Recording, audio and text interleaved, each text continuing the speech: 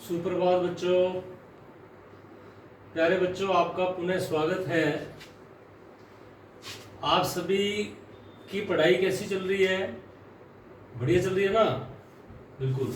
तो प्यारे बच्चों, आप इसी प्रकार रुचि पूर्ण तरीके से और एकाग्र मन से जो है नियमित रूप से ऑनलाइन कक्षाओं को देखते रहें और कॉपी में होमवर्क भी आप अपना करते रहें और उसकी रिवीजन आप करते रहें, तो निश्चित रूप से ईश्वर की कृपा हम सभी पर, आप सभी पर बनी रहेगी और जो आप अध्ययन कर रहे हैं वो आपको लंबी अवधि तक जो है आपको याद भी रहेगा। तो प्यारे बच्चों, आज हम हमारा अध्याय 3 जनसंख्या वितरण, घनत्व और वृद्धि, इसको हम शुरू करेंगे। लेकिन इस अध्याय को शुरू करने से पहले प्यारे बच्चों, आप एक बार वो मानव भूगोल की परिभाषाओं को पुनः याद करें। आपने फर्स्ट चैप्टर में मानव भूगोल के अर्थ को पढ़ा था कि मानव भूगोल एक ऐसा विषय है जो यह अध्ययन करता है कि मनुष्य का उसके प्राकृतिक वातावरण से संबंध किस प्रकार का है, यानी मनुष्य का उसके प्राकृतिक वातावरण से क्या पारस्परिक संबंध है, उनके पारस्परिक संबंधों का प्रादेशिक आधारों पर अध्ययन करना मानव भूगोल है। तो ये आपने मानव भूगोल के अर्थ के बारे में पढ़ा था। तो इसका मतलब मानव भूगोल में अध्ययन का केंद्रीय बिंदु कौन है? मनुष्य है। यानी मानव जो है मानव भूगोल में अध्ययन का केंद्रीय बिंदु है। क्यों? क्योंकि मनुष्य जो है प्राकृतिक वातावरण का उपयोग करता है, प्राकृतिक वातावरण को प्रभावित करता है, स्वयं उससे प्रभावित होता है। ठीक है, मनुष्य प्राकृतिक वातावरणों का प्रयोग कैसे करता है? जैसे भूमि का प्रयोग है, मिट्टी का प्रयोग है, खनिज का प्रयोग है, विभिन्न प्रकार के जंतुओं का प्रयोग करता है। मनुष्य धरातल पर रहकर विभिन्न प्रकार की आर्थिक क्रियाएं करता है, जैसे कृषि करना, पशुपालन, ठीक है, व्यापार, वाणिज्य, विभिन्न प्रकार की औद्योगिक क्रियाएं भी मनुष्य द्वारा की जाती हैं। तो इस प्रकार मनुष्य प्राकृतिक वातावरण का उपयोग करता है और अपना सामाजिक और सांस्कृतिक विकास भी करता है। तो मनुष्य स्वयं क्या है? एक संसाधन है। तो इसलिए मानव को मानवीय संसाधन भी कहते हैं और मनुष्य ही संसाधनों का निर्माण करता है। ठीक है, तो मानव भूगोल में अध्ययन का केंद्रीय बिंदु मनुष्य है। इसलिए एक भूगोलवेत्ता के लिए ये महत्वपूर्ण हो जाता है कि वो इस विषय के अंतर्गत मानव का अध्ययन करे। ठीक है, तो हमारे सिलेबस में भी मानव संसाधन यानी जनसंख्या से संबंधित दूसरी जो यूनिट है हमारी, वो जनसंख्या से संबंधित है। तो दूसरी यूनिट में हमारे सिलेबस में 3 लेसन दिए हैं। लेसन नंबर 3 जिसका नाम है जनसंख्या वितरण, घनत्व एवं वृद्धि। ठीक है, उसके बाद लेसन नंबर 4 जो आगे दिया है वो जनसंख्या संरचना पर है। ठीक है, और उसके बाद जो लेसन नंबर 5 है आपका, जो लेसन नंबर 5 है वो उसमें दिया है मानव विकास पर दिया हुआ है। ठीक है ना? तो ये 3 लेसन जो है यूनिट सेकंड में जनसंख्या पर दिए हुए हैं। ये हमारी सेकंड यूनिट जो है वो कुल 6 नंबर की है। ठीक है, तो हम सेकंड यूनिट के फर्स्ट चैप्टर यानी टोटल में हम देखें तो ये हमारा लेसन नंबर 3 है, जनसंख्या वितरण, घनत्व एवं वृद्धि। इसके अध्ययन की आज हम शुरुआत करेंगे। तो जनसंख्या वितरण, घनत्व एवं वृद्धि में सबसे पहले हम टॉपिक ले रहे हैं जनसंख्या वितरण यानी पॉपुलेशन डिस्ट्रीब्यूशन। देखो, हमारे चैप्टर नंबर 3 में मुख्य 3 टॉपिक बनते हैं। कौन कौन से? नंबर 1 जनसंख्या वितरण, दूसरा टॉपिक है जनसंख्या घनत्व और तीसरा टॉपिक है हमारा जनसंख्या वृद्धि। ठीक है, तो हम पहले टॉपिक की बात कर रहे हैं जनसंख्या वितरण यानी पॉपुलेशन डिस्ट्रीब्यूशन। ठीक है, तो सीधे सीधे कई बार इसका अर्थ भी पूछ लिया जाता है कि जनसंख्या वितरण से क्या अर्थ है, जनसंख्या वितरण से क्या तात्पर्य है। तो प्यारे बच्चों, आप इसको कॉपी में भी नोट कर लेना। जनसंख्या वितरण का तात्पर्य है कि धरातल पर मनुष्य के फैलाव का स्वरूप कैसा है। ठीक है, अर्थात जनसंख्या वितरण से आशय जन समूह के स्थानिक वितरण से।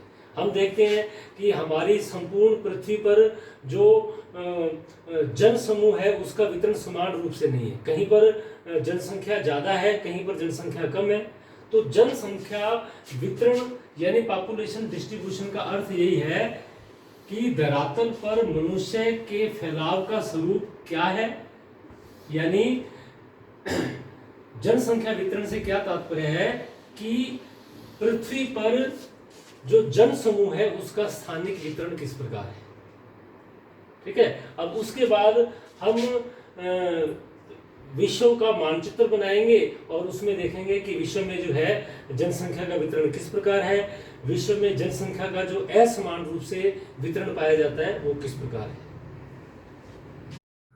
तो प्यारे बच्चों, उसके बाद हम विश्व में जनसंख्या वितरण को देखते हैं। ठीक है, अगर हम विश्व में जनसंख्या वितरण प्रारूप को देखें तो हमें ये स्पष्ट दिखता है कि विश्व में जनसंख्या का वितरण समान रूप से नहीं पाया जाता है। यानी सभी जगह विश्व में जनसंख्या समान रूप से वितरित नहीं है। विश्व के अंदर जो है जनसंख्या का असमान रूप से वितरण पाया जाता है। अब ये असमान रूप से वितरण क्यों पाया जाता है? क्योंकि विश्व के सभी स्थलीय भागों पर जहां मनुष्य का निवास है उन स्थलीय भागों पर एक जैसी परिस्थितियां नहीं पाई जाती हैं। जिन स्थलीय भागों पर मानव के निवास के लिए या मानव के बसाव के लिए अनुकूल परिस्थितियां पाई जाती हैं, अनुकूल परिस्थितियां पाई जाती है का मतलब जहां का धरातल समतल है या जहां की जलवायु मानव बसाव के अनुकूल है, जहां पर रोजगार के साधन है, संचार परिवहन का विकास ज्यादा हुआ है, तो जहां पर मानव बसाव के लिए अनुकूल दशाएं पाई जाती हैं उन स्थलीय क्षेत्रों पर जो है जनसंख्या भी ज्यादा पाई जाती है। और विश्व के ऐसे भाग जहां पर मानव बसाव के लिए अनुकूल दशाएं नहीं है, जैसे हम बात करें कि ऐसे क्षेत्रों में जो भूमध्य रेखीय उष्ण आर्द्र क्षेत्र है जहां की जलवायु मानव बसाव के अनुकूल नहीं है। ऐसे ही टुंड्रा प्रदेश की बात करें तो टुंड्रा क्षेत्र की जलवायु जो अत्यधिक शीतल है, अत्यधिक ठंडी जलवायु है जो कि मानव बसाव के अनुकूल नहीं है। ठीक है, ऐसे ही हम बात करें विश्व के उष्ण मरुस्थलों की बात करें, यहाँ पर जलवायु अत्यधिक शुष्क पाई जाती है। धरातल की बात करें जो दुर्गम पहाड़ी पर्वतीय क्षेत्र है वो भी मानव बसाव के अनुकूल नहीं है। तो विश्व के ऐसे क्षेत्र जहां पर मानव बसाव के अनुकूल दशाएं नहीं है वहां पर उन स्थलीय भागों में जनसंख्या भी हमें कम देखने को मिलती है। तो कई बार प्यारे बच्चों ये प्रश्न भी पूछा गया है कि विश्व में जनसंख्या के असमान वितरण प्रारूप को स्पष्ट कीजिए। ठीक है, तो आप इसको थोड़ा ध्यान से देखें। मैंने यहाँ पर ऊपर लिखा है विश्व जनसंख्या के असमान वितरण का प्रारूप। इसमें हम इन सभी मुख्य बिंदुओं को हम देखेंगे। ठीक है, अब देखो इसमें तो प्यारे बच्चों हम विश्व में जनसंख्या के असमान वितरण को देखें तो पहला बिंदु है विश्व की 80% जनसंख्या केवल 20% भाग पर रहती है। यानी विश्व का कुल जो धरातलीय क्षेत्रफल है या जो स्थलीय भाग है उस कुल स्थलीय भाग के केवल 20% भाग पर विश्व की 80% जनसंख्या निवास करती है। ठीक है, तो विश्व का जो ये स्थलीय क्षेत्रफल जो है ये लगभग कितना है 13.6 करोड़ वर्ग किलोमीटर। ये पृथ्वी का जो स्थलीय भाग है, पृथ्वी के स्थलीय भाग का क्षेत्रफल जो कितना है 13.6 करोड़ वर्ग किलोमीटर। तो इस कुल क्षेत्रफल के लगभग 20% भाग पर विश्व की 80% जनसंख्या निवास करती है। तो इसका मतलब ये हुआ कि जो बाकी की 20% जनसंख्या बच गई, जो बाकी की 20% जनसंख्या बची है वो पृथ्वी के कुल स्थलीय भाग के कितने प्रतिशत भाग पर निवास करती है 80% भाग पर निवास करती है। ठीक है, तो शेष जो 20% विश्व की जनसंख्या है वो विश्व के कुल स्थलीय क्षेत्र के 80% भाग पर निवास करती है। ठीक है, तो इससे हमें स्पष्ट दिखता है कि विश्व में जो है जनसंख्या कितनी असमान रूप से वितरित है। ठीक है, उसके बाद नेक्स्ट पॉइंट की बात करें तो विश्व का की जो जनसंख्या है, विश्व की जनसंख्या का 2/3 भाग इसके 14% दरातलीय भाग पर निवास करता है। यानी जो विश्व की कुल पॉपुलेशन है, विश्व की कुल पॉपुलेशन की बात करें तो 2001 में विश्व की कुल जनसंख्या कितनी थी? 603.71 करोड़। ठीक है। और लेटेस्ट हम आंकड़े की बात करें तो यूएनओ के अनुसार हमारे पास आंकड़ा है कि विश्व में 2013 में विश्व की कुल जनसंख्या कितनी है? 714 करोड़ है। ठीक है। तो विश्व की जो कुल जनसंख्या 714 करोड़ है उसका 2/3 भाग यानी हम यूं कह सकते हैं कि लगभग उसका 66% भाग जो है वो विश्व के कुल स्थलीय भाग के केवल 14% भाग पर निवास करता है। ठीक है। और हम आगे और देखें, इसके असमान वितरण प्रारूप की बात करें तो विश्व की कुल जनसंख्या का 57% भाग जो है वो पृथ्वी के कुल स्थलीय भाग के केवल 5% भाग पर निवास करता है। ठीक है। अगर विश्व के 5% स्थलीय भाग पर 57% जनसंख्या निवास करती है तो शेष स्थलीय भाग कितना बचा? 95%। यानी तो शेष 95 यानी 95% स्थलीय भाग पर विश्व की कितने परसेंट जनसंख्या निवास करती है? 43% यानी 43%। तो इस प्रकार हमें इस बिंदु से भी विश्व में जनसंख्या के असमान वितरण की ओर संकेत मिलता है। फिर उसके बाद हम अगला बिंदु देखें, विश्व का 2/3 भाग निर्जन प्राय है। यानी विश्व का जो कुल स्थलीय क्षेत्रफल है, कुल स्थलीय क्षेत्रफल कितना है? 13.6 करोड़ किलोमीटर, 13.6 करोड़ वर्ग किलोमीटर। ठीक है ना। तो पृथ्वी के इस कुल स्थलीय भाग का 2/3 भाग प्राय निर्जन है। 2/3 भाग का मतलब लगभग पृथ्वी के स्थलीय भाग का 66% भाग जो है वो प्राय निर्जन है। ठीक है। यानी वहां पर जनसंख्या बहुत ही कम या नगण्य रूप से पाई जाती है। ठीक है। आगे हम और बात करें तो विश्व के 90% भूभाग पर विश्व की 10% जनसंख्या निवास करती है। विश्व का अगर कुल क्षेत्रफल जो हम देखें उस कुल क्षेत्रफल के 90% भाग पर विश्व की कुल जनसंख्या का केवल 10% भाग निवास करता है। और शेष 10% भाग पृथ्वी का बचा, उस पर पृथ्वी की कुल जनसंख्या का 90% भाग निवास करता है। तो देखो यहां पर हमें स्पष्ट दिख रहा है कि पृथ्वी का अधिकांश विस्तृत भाग ऐसा है जो प्राय जनसंख्या बहुत ही कम रखता है, या हम यूं कह सकते हैं पृथ्वी का अत्यधिक विस्तृत भाग जो है वो क्या है? विरल जनसंख्या वाला है। और पृथ्वी का बहुत कम भाग ऐसा है, मतलब जो क्षेत्र में तो कम विकसित है लेकिन वो सघन जनसंख्या वाला भाग है। यानी सघन, जहां पर जनसंख्या सघन रूप से पाई जाती है। ठीक है। अगर हम आगे और बढ़े, आगे देखें तो विश्व की कुल जनसंख्या का 85% भाग उत्तरी गोलार्ध में है और 15% दक्षिणी गोलार्ध में है। उत्तरी गोलार्ध की बात करें यानी भूमध्य रेखा से ग्लोब का जो ऊपर वाला भाग है ये उत्तरी भाग है। ठीक है। और दक्षिणी गोलार्ध की बात करें तो भूमध्य रेखा से नीचे वाला जो विश्व का जो भाग दिख रहा है ये दक्षिणी गोलार्ध है। तो इस हिसाब से अगर विश्व में जनसंख्या के वितरण को देखें तो उत्तरी गोलार्ध में विश्व की कुल जनसंख्या का 85% भाग निवास करता है और दक्षिणी गोलार्ध में विश्व की कुल जनसंख्या का 15% भाग निवास करता है। ठीक है। उसके बाद हम और देखें, जनसंख्या के असमान वितरण की बात करें तो जो एशिया महाद्वीप है, एशिया महाद्वीप में विश्व की कुल जनसंख्या का 60% से भी अधिक भाग निवास करता है।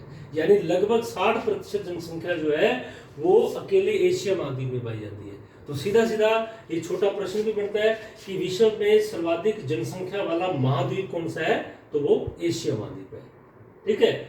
उसके बाद नेक्स्ट पॉइंट देखें, ओशेनिया महाद्वीप में विश्व की 0.5% जनसंख्या पाई जाती है।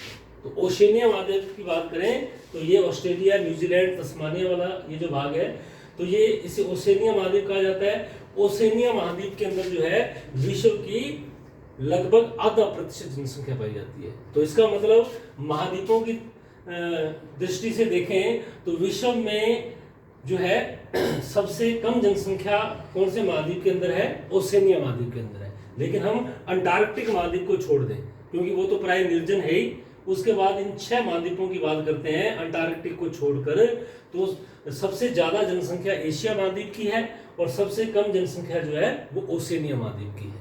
ठीक है, फिर उसके बाद नेक्स्ट पॉइंट हम देखें, विश्व की 3/4 जनसंख्या एशिया व यूरोप महाद्वीप में निवास करती है। यानी विश्व की 3/4 यानी विश्व की कुल जनसंख्या का लगभग 75% यानी 75% भाग जो है विश्व के 2 महाद्वीपों में निवास करता है, एशिया महाद्वीप और यूरोप महाद्वीप। ये दोनों महाद्वीप मिलकर जो है विश्व की 75% यानी 3/4 जनसंख्या रखते हैं। ठीक है, अगर 75% जनसंख्या केवल इन 2 महाद्वीपों में है तो बाकी इन 6 महाद्वीपों में 4 महाद्वीप बच गए। ये चारों महाद्वीप मिलकर विश्व की केवल 25% जनसंख्या रखते हैं। ठीक है, तो इससे भी हमें जनसंख्या का असमान वितरण देखने को मिलता है। नेक्स्ट बिंदु को हम देखें, विश्व की 80% जनसंख्या 20 डिग्री से 60 डिग्री उत्तरी अक्षांशों के मध्य पाई जाती है। यानी उत्तरी गोलार्ध में 20 डिग्री उत्तरी अक्षांश से लेकर 60 डिग्री उत्तरी अक्षांश, उत्तरी गोलार्ध में 20 डिग्री से 60 डिग्री उत्तरी अक्षांश वाला जो क्षेत्र है, यहां पर विश्व की कुल जनसंख्या का 80% भाग निवास करता है। ठीक है, यानी जो शेष विश्व है वहां पर विश्व की केवल 20% जनसंख्या है।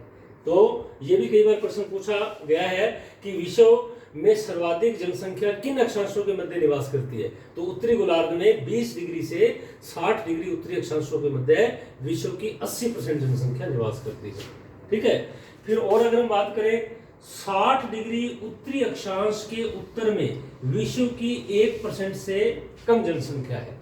यानी उत्तरी गोलार्ध में 60 डिग्री से अगर 90 डिग्री उत्तरी अक्षांशों की बात करें तो इस क्षेत्र में विश्व की जनसंख्या का केवल 1% या उससे भी कम भाग निवास करता है। ठीक है, जलवायु आगे ठंडी हो जाती है, प्रतिकूल हो जाती है। ठीक है ना। फिर उसके बाद हम आगे चलते हैं, विश्व में महाद्वीपों के अनुसार जनसंख्या को देखते हैं। ठीक है, अगर आप देखें, ये देखो यहाँ विश्व का मानचित्र बना है। हम महाद्वीपों के अनुसार विश्व की जनसंख्या को देखें तो सबसे अधिक जनसंख्या वाला महाद्वीप कौन सा है? एशिया महाद्वीप। ठीक है, एशिया महाद्वीप में विश्व की कुल जनसंख्या का 60.27% भाग पाया जाता है। तो सर्वाधिक जनसंख्या वाला महाद्वीप एशिया है। ठीक है, और उसके बाद अफ्रीका महाद्वीप का स्थान है। अफ्रीका महाद्वीप में विश्व की 15.41% जनसंख्या पाई जाती है। तो अपने इसको नंबर भी लगा देते हैं। पहला एशिया और जनसंख्या की दृष्टि से दूसरे महाद्वीप का नाम है अफ्रीका। ठीक है, और जनसंख्या की दृष्टि से जो तीसरा महाद्वीप है वो है यूरोप। यहाँ विश्व की कुल जनसंख्या का 10.37% भाग निवास करता है। ठीक है, फिर जनसंख्या की दृष्टि से देखें, चौथे स्थान पर उत्तरी अमेरिका महाद्वीप है। उत्तरी अमेरिका महाद्वीप में कनाडा और यूएसए दोनों देश मिलकर जो है विश्व की कुल जनसंख्या का 7.8% भाग रखते हैं। ठीक है, फिर उसके बाद नंबर 5 पर जो है दक्षिणी अमेरिका महाद्वीप है। दक्षिणी अमेरिका महाद्वीप में विश्व की कुल जनसंख्या का 5.62% भाग है। ठीक है, और सबसे कम जनसंख्या वाला जो महाद्वीप है यानी जो छठा महाद्वीप है वो कौन सा है? ओशेनिया। ओशेनिया महाद्वीप में विश्व की कुल जनसंख्या का 0.53% भाग निवास करता है। ठीक है, तो आपको ये याद रखना है कि जनसंख्या के अनुसार महाद्वीपों की स्थिति। ठीक है, तो सबसे ज्यादा जनसंख्या एशिया महाद्वीप में और सबसे कम ओशेनिया महाद्वीप के अंदर। ठीक है, फिर उसके बाद हम आगे बात करते हैं, विश्व की 75% जनसंख्या महाद्वीपों के किनारे बसी है। यानी महाद्वीपों के किनारे बसी का मतलब ये जो महाद्वीपों के किनारे वाले भाग हैं, ये उत्तरी अमेरिका महाद्वीप का पूर्वी किनारा, ये पश्चिमी किनारा, ऐसे ही दक्षिण अमेरिका महाद्वीप का ये पश्चिमी किनारा है, ये पूर्वी किनारा है। ऐसे ही जो सभी महाद्वीपों के किनारे वाले भाग है वहां पर अनुकूल समुद्री जलवायु पाई जाती है, जो कि मानव बसाव के लिए अनुकूल है, स्वास्थ्य की दृष्टि से, औद्योगिक विकास की दृष्टि से। तो वहाँ अनुकूल दशाएं ज़्यादा होने के कारण हम कह सकते हैं, इसलिए वहाँ महाद्वीपों के किनारे जनसंख्या ज़्यादा पाई जाती है। यानी विश्व की 75% जनसंख्या महाद्वीपों के किनारे बसी है, और महाद्वीपों के किनारों से अगर हम आंतरिक भागों में जाते हैं तो जनसंख्या का संकेंद्रण कम होता जाता है। ठीक है। फिर उसके बाद हम देखें, विश्व की 80% जनसंख्या सागर तल से 500 मीटर की ऊंचाई तक वाले क्षेत्रों में है। हमें पता है कि विश्व के सभी स्थलीय भागों की समुद्र तल से ऊंचाई अलग अलग है, क्योंकि विश्व का धरातल जो है वो एक समान नहीं है। कहीं पर पर्वत है, कहीं पर पठार है, कहीं पर मैदान है, कहीं पर घाटियां हैं। तो विश्व की जनसंख्या को देखें, विश्व की जनसंख्या विश्व के स्थलीय भागों पर लगभग 80% उन्हीं भागों में निवास करती है जो समुद्र तल से 500 मीटर या उससे कम ऊंचाई रखते हैं। ठीक है। फिर उसके बाद बात करें हम विश्व के सर्वाधिक आबादी वाले 5 देशों की। ठीक है, ये आपको याद रखना है।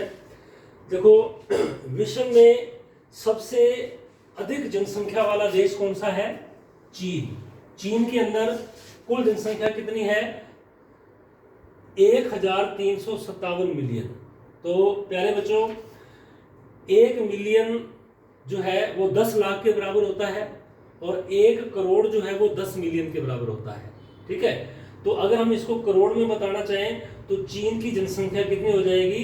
135.7 करोड़ हो जाएगी, क्योंकि 1 करोड़ में 10 मिलियन होते हैं। ठीक है। और ऐसे ही भारत की जनसंख्या 1276 मिलियन है, यानी करोड़ में देखें तो भारत की जनसंख्या हो जाएगी 127.6 करोड़। तो जनसंख्या की दृष्टि से भारत का दूसरा स्थान है। तीसरा स्थान यूएसए का है, यानी संयुक्त राज्य अमेरिका का है। यहाँ जनसंख्या 31.6 करोड़ है। ठीक है। चौथा स्थान इंडोनेशिया का है। इंडोनेशिया की जो पॉपुलेशन है वो 24.8 करोड़ है। और 5वें स्थान पर ब्राजील है। तो ब्राजील की पॉपुलेशन जो है वो 19.6 करोड़ है। ठीक है। तो विश्व में सर्वाधिक आबादी वाले 5 देश, चीन की बात करें तो हम पहला एशिया में आ गया, दूसरा देश भारत भी एशिया में आ गया। ठीक है। तीसरा देश यूएसए जो उत्तरी अमेरिका महाद्वीप में है, और चौथा देश इंडोनेशिया दक्षिणी पूर्वी एशिया के अंदर आ गया, और 5वां देश ब्राजील जो कि दक्षिणी अमेरिका महाद्वीप के अंदर आ गया। ठीक है। तो इस प्रकार आप जो है इन बिंदुओं से विश्व में जनसंख्या के असमान वितरण को बताएंगे। तो प्यारे बच्चों, आज हमने अध्याय 3 के अंतर्गत जो पहला टॉपिक लिया था जनसंख्या वितरण, यानी पॉपुलेशन डिस्ट्रीब्यूशन। तो जनसंख्या वितरण में आज हमने ये देखा कि जनसंख्या वितरण का क्या अर्थ है, जनसंख्या वितरण से क्या तात्पर्य है। उसके बाद विश्व में जो जनसंख्या का असमान वितरण प्रारूप है उसको हमने मानचित्र से देखा। ठीक है।